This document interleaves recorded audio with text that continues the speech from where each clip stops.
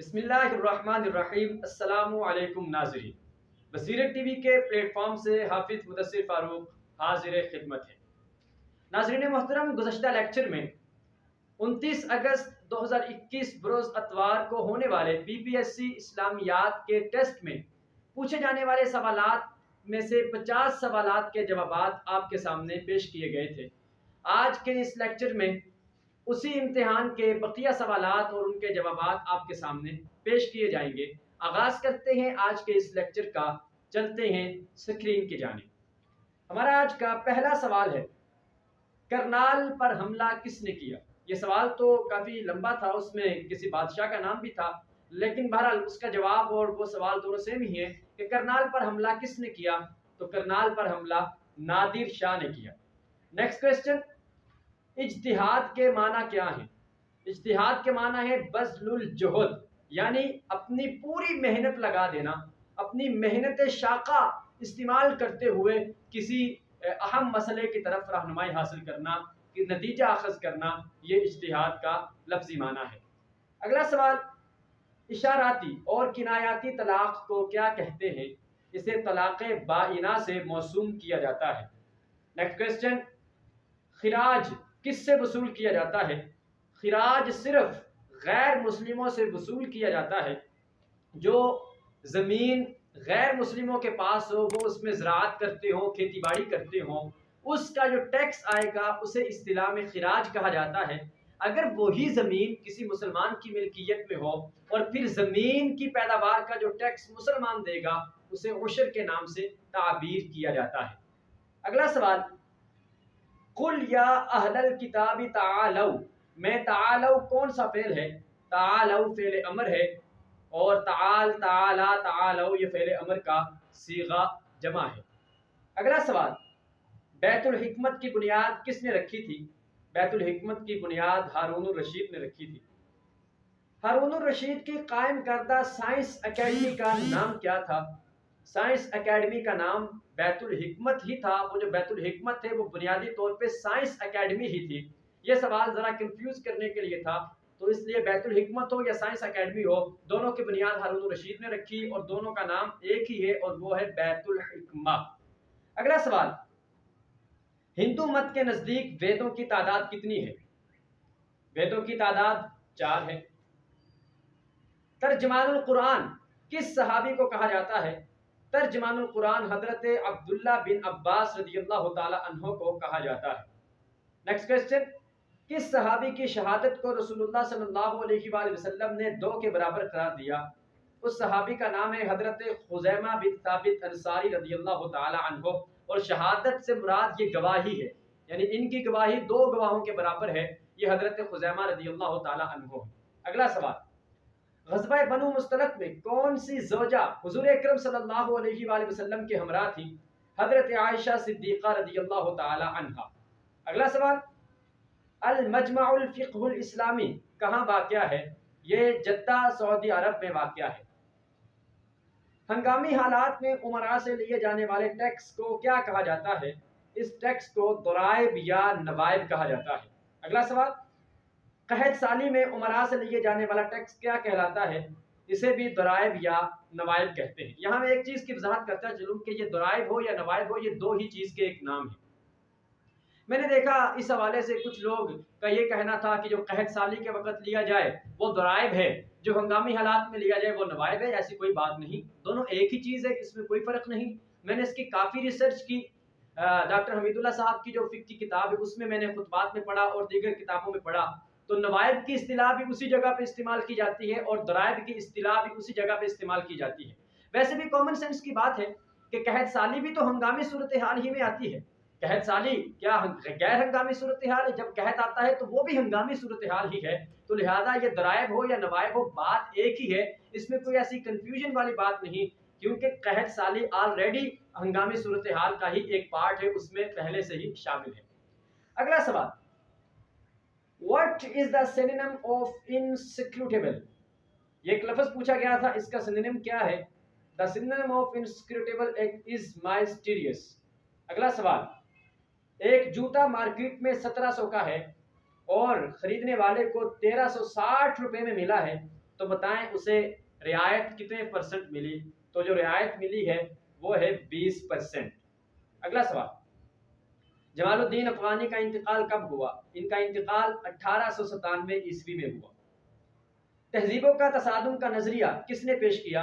تہذیبوں کے تصادم کا نظریہ سموئل پی ہنٹنگٹن نے پیش کیا۔ المعجم المفہرس لالفاظ الحدیث النبوی صلی اللہ علیہ وآلہ وسلم کے اصل مؤلف کا نام لکھیں۔ اصل مؤلف کا نام بینسنک ہے۔ اگلا سوال، 1000 سے زائد احادیث روایت کرنے والی خواتین کی تعداد کتنی ہے؟ صرف ایک ہے، اور وہ حضرت عائشہ صدیقہ رضی اللہ تعالی عنہا ہیں۔ آپ سے 2210 احادیث مروی ہیں۔ نیکسٹ کوسچن، آریہ سماج کے بانی کون تھے؟ آریہ سماج کے بانی دیانند سرسوتی تھے۔ اگلا سوال، نظام البرید کس خلیفہ کے دور میں شروع ہوا؟ نظام البرید حضرت عمر فاروق رضی اللہ تعالی عنہ کے دور میں شروع ہوا۔ یہاں پہ بھی ایک کنفیوژن جو سوال میں پائی جاتی ہے وہ میں آپ کے ساتھ شیئر کرتا چلوں۔ سوال یہ تھا کہ خلافت راشدہ میں سے نظام البرید کس خلیفہ کے دور میں شروع ہوا؟ جب خلافت راشدہ کا ذکر آ گیا تو اوبویسلی وہ 4 خلفاء ہی شامل ہوں گے، حضرت ابوبکر، حضرت عمر، حضرت عثمان اور حضرت علی المرتضیٰ رضوان اللہ تعالی علیہم اجمعین۔ کچھ کتابوں میں جواب یہ ملتا ہے کہ نظام البرید محکمہ ڈاک کا آغاز حضرت امیر معاویہ رضی اللہ تعالی عنہ نے کیا تھا۔ وہ جواب بھی درست ہے، لیکن جب سوال خلافت راشدہ کے حوالے سے پوچھا جائے گا تو اصل میں نظام البرید کی بنیاد محکمہ ڈاک کی بنیاد حضرت عمر فاروق نے اپنے دور میں رکھ دی تھی۔ حضرت امیر معاویہ نے بعد میں اسے پھیلایا ہے، اور آپ نے بحری بیڑا تیار کیا، اور پھر سمندروں میں بھی، سمندروں کے ذریعے سے بھی، سمندری راستوں کے ذریعے سے اس ڈاک خانے کے نظام کو مزید پھیلایا گیا تھا، لیکن بنیاد بہرحال حضرت عمر فاروق کے دور میں رکھ دی گئی تھی۔ لہذا اس سوال کا جواب پیپر کے پوائنٹ آف ویو سے درست جو ہوگا وہ حضرت عمر فاروق رضی اللہ تعالی عنہ والا جواب درست ہوگا۔ اگلا سوال، مہابھارت کا عنوان کیا ہے؟ مہابھارت موضوع کے لحاظ سے انتہائی متنوع ہے۔ اس میں جنگ، راج دربار، محبت، مذہب سبھی شامل ہیں۔ بالفاظ دیگر یہ 4 بنیادی مقاصد حیات، دھرم، ارتھ، کام، موکش سبھی کا مرکب ہے۔ کسی ایک موضوع کے لیے اسے قرار دینا درست نہیں ہو سکتا۔ اگلا سوال، مدینہ سے بدر کا فاصلہ کتنا ہے؟ تقریباً 80 میل۔ رحمت للعالمین کے مصنف کا نام کیا ہے؟ قاضی سلیمان منصور پوری۔ ابرہا کے لشکر کی تعداد کتنی تھی؟ 60,000۔ The principles of Mohammedan jurisprudence کے مصنف کا نام بتائیں۔ سر عبد الرحیم۔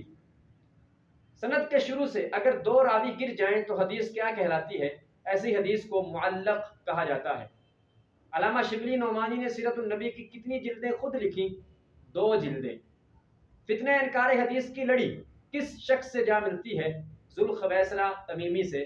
ذوالخویسرہ تمیمی وہ ہے کہ جنہوں نے حدیث کا انکار کیا تھا، یعنی خوارج وغیرہ، اس کی ابتدا یہ ذوالخویسرہ تمیمی سے ہی ہوتی ہے۔ لہذا فتنہ انکار حدیث کی ابتدا اسی کو تصور کیا جاتا ہے۔ اگلا سوال، ڈونلڈ ٹرمپ نے 2017 میں ایمبیسی تل ابیب سے کہاں منتقل کرنے کا اعلان کیا؟ یروشلم میں۔ اگلا سوال، which one is called laughing gas? Answer is nitrous oxide۔ اگلا سوال، a hybrid computer is a type of computer that offers the functionalities of both a digital and analog computer۔ اگلا سوال، he got a car from company for price، کس price پہ اس نے کار حاصل کی؟ discounted price۔ اگلا سوال، بر صغیر میں تصوف کا آغاز کس صدی میں ہوا؟ تصوف کا آغاز 10ویں صدی میں ہوا۔ موطا امام مالک کو کس خلیفہ نے زبردستی نافذ کروانا چاہا؟ ابو جعفر منصور نے۔ یہاں پہ ایک جواب اور بھی ملتا ہے، وہ ہارون الرشید کا نام سامنے آتا ہے، لیکن میں نے خود الطبقات الکبریٰ امام ابن سعد کی یہ کتاب میں نے پڑھی، اس میں میں نے مطالعہ کیا، اس میں آپ نے جو الطبقۃ الخامسہ ہے للتابعین، تابعین کا جو 5واں طبقہ ہے، اس میں امام مالک بن انس کا سب سے پہلا جو حالات زندگی ہے وہ امام مالک کے حالات زندگی ہیں۔ اس میں انہوں نے خود بیان کیا ہے ابن سعد نے کہ امام مالک نے کہا کہ ابو جعفر منصور نے مجھے پیشکش کی تھی کہ میں اس کتاب کو مدینہ منورہ میں لٹکا دوں تاکہ جو بھی آئے وہ اس کتاب کو پڑھے اور یہ کتاب ایک نفاذ اس کتاب کا ہو جائے پورے عالم اسلام میں، لیکن میں نے اسے منع کر دیا۔ تو لہذا الطبقات الکبریٰ جو مختصر ترین کتاب ہے، پہلی کتاب ہے سیرت کے حوالے سے اور اسماء و رجال کے حوالے سے، اس کتاب کے مطابق جو نام ہمارے سامنے آتا ہے اس کو نافذ کروانے کا وہ ابو جعفر منصور کا ہے، لہذا میری ریسرچ کے مطابق یہی جواب درست تصور ہوگا۔ اگلا سوال، امام غزالی کے نزدیک مسلم فلاسفہ کی تعداد کتنی ہے؟ امام غزالی کے نزدیک مسلم فلاسفہ 4 طرح کے ہیں، جس میں طبیعیین ہیں، الہیین، متکلمین وغیرہ ہیں۔ اگلا سوال، شاہ ولی اللہ کے نزدیک منسوخ آیات کی تعداد کتنی ہے؟ آپ کے نزدیک 5 آیات منسوخہ ہیں۔ مسلمانوں نے پہلا حج کب ادا کیا؟ پہلا حج 9 ہجری میں ادا کیا۔ اگلا سوال، who become the oldest Pakistani left arm spinner to take 5 wickets on debut؟ اس کا نام ہے نعمان علی۔ ناظرین محترم، ابھی 90 سوالات کمپلیٹ ہوئے ہیں، 10 سوال ابھی بھی باقی ہیں۔ کچھ سورسز سے جو سوالات ہمارے پاس آئے وہ تقریباً یہی سوال ہیں جو ہم جن تک رسائی حاصل کر سکے۔ باقی 10 سوال ابھی بھی اس پیپر میں سے رہتے ہیں، تو آپ میں سے جس کسی کو بھی ان 10 سوالات کا علم ہو وہ ہمارے ساتھ شیئر کریں، انشاءاللہ ہم ان کے بھی مسند اور اتھینٹک جواب جو ہیں وہ آپ کے سامنے پیش کیے جائیں گے۔ جہاں تک ہم کوشش کر سکے اپنی بساط کے مطابق ہم ان 90 سوالات تک رسائی حاصل کر سکے، ان 90 سوالات کو محنت کے ساتھ ارکریزی کے بعد ان کے درست جوابات کو ہم نے آپ کے سامنے پیش کر دیا۔ انشاءاللہ اگلے لیکچر کے ساتھ دوبارہ آپ کی خدمت میں حاضر ہوں گے۔ اللہ رب العالمین ہم سب کا حامی و ناصر ہو۔ والسلام۔